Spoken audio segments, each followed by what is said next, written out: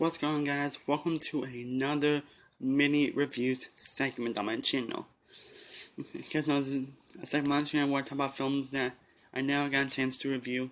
I did see, but for one reason or another I never got a chance to. Or films my opinion has changed a lot, although.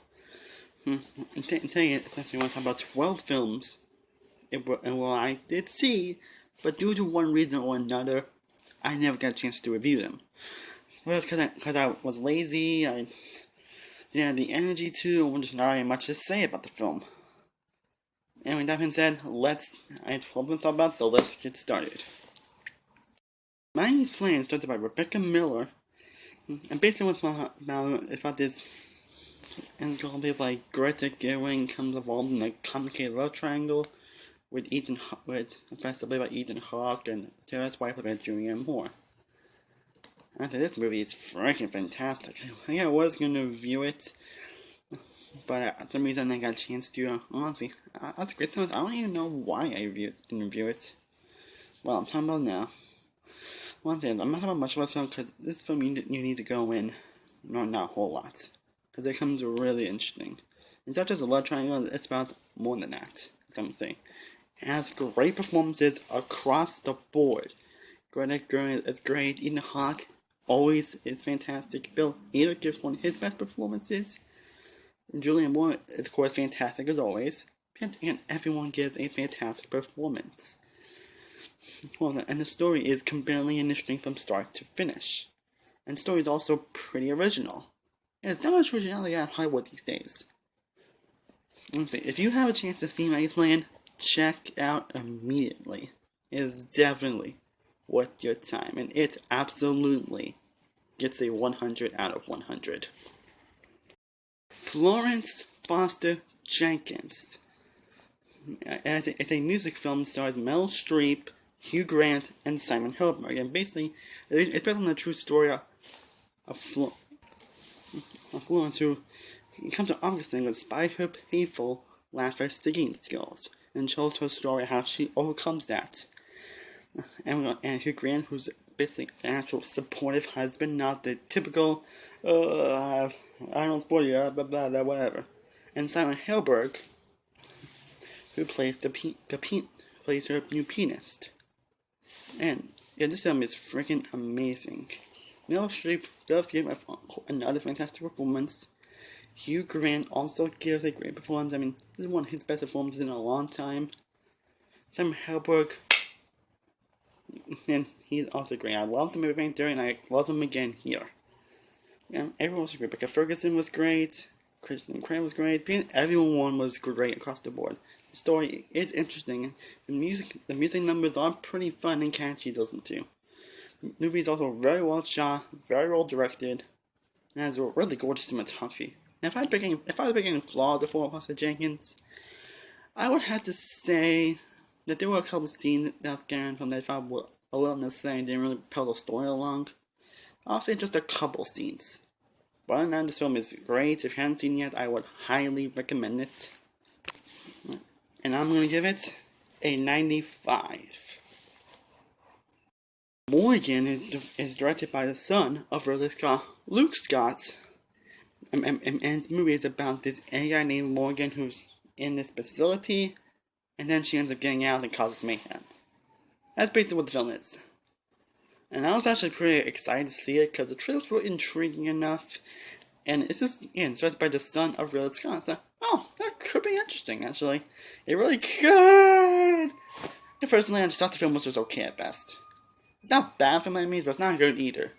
It has some good performances, some very intriguing moments to it. It's very well shot, it's well directed for the most part. But it's not like painful to watch in most films.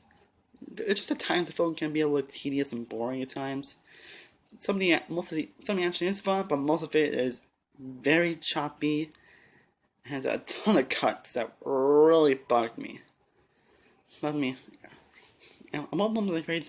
I really wasn't attached to most of the characters. Okay, I'll say most of the stuff we have him was for one hit the stupidest decision. That's all I'm gonna say.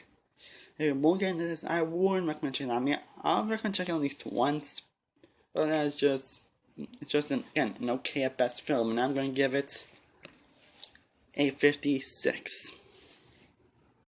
9 was a film that was back in February. It's actually a film that stars Casey Affleck, Woody Harrelson, Kate Winslet, Anthony Mackie, Aaron Paul, Norman Reedus, and Gal Gadot. It's based about these criminals who try to stop this mafia boss from getting whatever. Honestly, I kind of do like this film. I kind of love it. I do. Like, I understand why this film has it's everyone to me. To be honest, I don't really pay attention, although I don't really pay attention much anymore. But this film is definitely a ton of fun. It has fantastic performances across the board, and some really solid action, some really solid directing, and again, fun action. It's fun. And for the most part, it's paced really well. I feel like for the most part I wasn't really bored throughout the film. Well, I felt like any flaw, like I meant that Kate Winslet was a little bit wasted. How they presented Kate, I think she was kind of wasted, and pacing can kind of slow down here and there. But other than that, I really loved it. I kind of liked this film, and if you haven't seen it yet, I do recommend it. And I'm gonna give it a 91.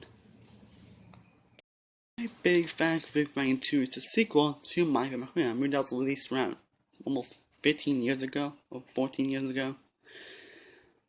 Anyway, and since on the main girl who was making the first film's daughter, as she's getting married.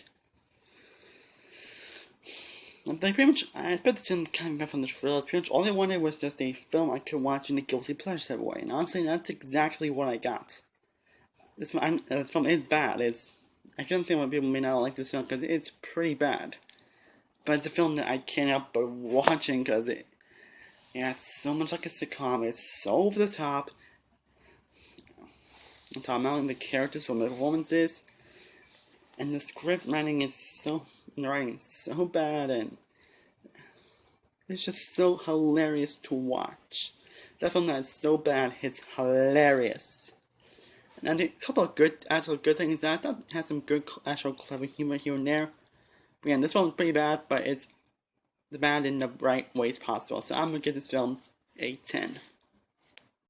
Criminal was a film that was released back in April and stars Kevin Costner, Gal Gadot, Tommy Lee Jones, Gary Oldman, Alton Eve, and Ryan Reynolds. It has a great cast, and they were pretty much wasted throughout this film. Honestly, Criminal, there's not really much to say about this film. This film is just forgettable to the point where you don't remember much about it, so I'm not going to explain much because I really don't remember much from Criminal. So, really, they had a couple good performances from Gal Gadot and Kevin Costner. They were really good. Everything else, yeah, not much to say. The action's boring, the film's boring, direction's boring, everything about the film is boring and lifeless. I would not recommend it if you haven't seen it, and I'm gonna give Criminal a 5. The Boss. Honestly, this film was so forgettable, I forgot I even saw it. I am being serious. It's one of the films where I did watch it, but I forgot I even saw it to one more point. I'm not even kidding. I recently remembered a few years ago that I watched The Boss. And this film's that forgettable. And if you don't know what The Boss is about, it's basically about this person who is owning this company and is rich, and then she loses all money, must go live with her assistant, and must figure out how to get world. This film was terrible when I saw the trailers, and it really is terrible. And not really much to say about the next thing. It was so forgettable, I even forgot I watched it. One thing about the film is that the film tries to make you care about Liz McCarthy's character. And you always wonder, why should I care when you are always a freaking douche? And like how many people do try to act nice towards you and try to help you, you still are a douche to them. Why should I care about you? That's pretty much why I felt Liz McCarthy throughout the entire film. Again, not much to say. The Boss is forgettable. I don't watch it again. It's just worse than Tammy. It's a little below it. I won't say it's worse because Tammy was fucking atrocious. This is atrocious, but not like so atrocious. But boss, gets a solid 0. Meet the Blacks.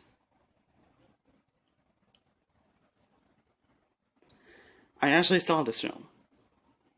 And part of the reason the reason I didn't review it, because there's really not much to say about this film. It's not a good point where I kind of saw it, but it's forgettable. I literally don't know what to say. I literally don't know what to say. This film is unfunny, it is unfinished. It's terrible writing, terrible direction. Everything about Black's the last thing. I can't even remember the last song. Then, Meet the Blacks, not much to say. Not to say, because it's just a really terrible, atrocious, and forgettable, and highly forgettable film. Yeah. It has bad from moments all the trailers, and it's bad. Meet the Blacks gets a 0. Gods of Egypt. Again, that film I didn't review because there's not really much to say about Gods of Egypt. Not only could it really is much to say, but there's not a lot else to say that hasn't already been said about Gods of Egypt. It's freaking atrocious. It's some of the worst CGI I've ever seen. It has some really bad performances. The story is so all over the place and cliched and just a boring story enough but it keeps you interested. Yeah, again, the visual effects, my god. I mean, Legion actually does have a little. I mean, Legion's effects are a little worse, but God's effects are still freaking terrible. Like, my god. Again, now I want to say about Egypt. It's terrible. It's not worth your time. It gets a 0. 3 States of Jones. What a disappointing mess. This is a film that was great from the trailers. I mean, it had one of those stories that actually is interesting. That actually could be really compelling. It really could. Until you find the film is just speeches, and that's about it. I am not kidding. Speeches. That's pretty much what's in this film. Speeches.